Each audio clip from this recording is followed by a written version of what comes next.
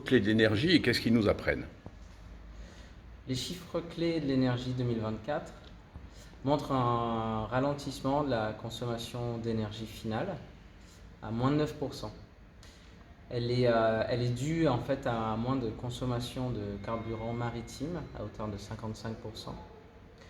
En ce qui concerne l'électricité, le carburant transport, le transport aérien, l'évolution est plutôt stable, voire en légère augmentation. On a augmenté de 1,4% la consommation d'électricité, par exemple.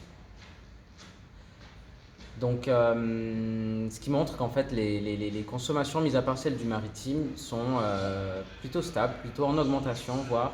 Mais ça, c'est pas forcément un signe négatif, au sens où le développement économique se poursuit et réussir à stabiliser les consommations d'énergie dans ce contexte, c'est déjà quelque chose d'intéressant pour le territoire. Un petit focus sur le transport maritime, quand même dire que moins 55% de consommation de carburant maritime, ça ne veut pas dire qu'il y a eu moins de navettes inter-îles ou même au sein même du territoire.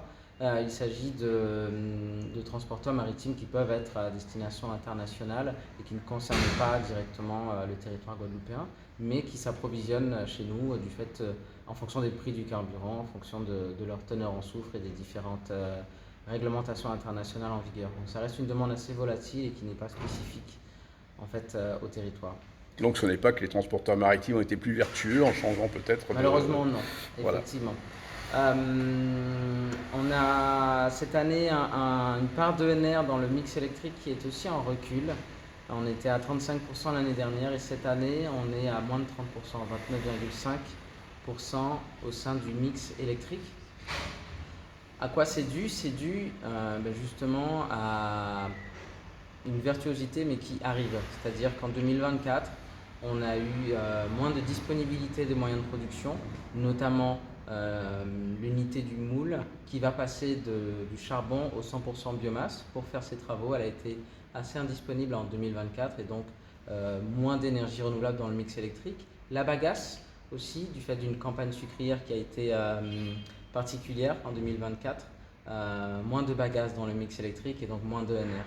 Aussi la géothermie, un peu en recul du fait d'incidents techniques. On peut noter, cela dit, une puissance en photovoltaïque qui augmente, plus 6%, avec une production photovoltaïque qui est en légère augmentation, plus 3%, du fait notamment d'une année très ensoleillée.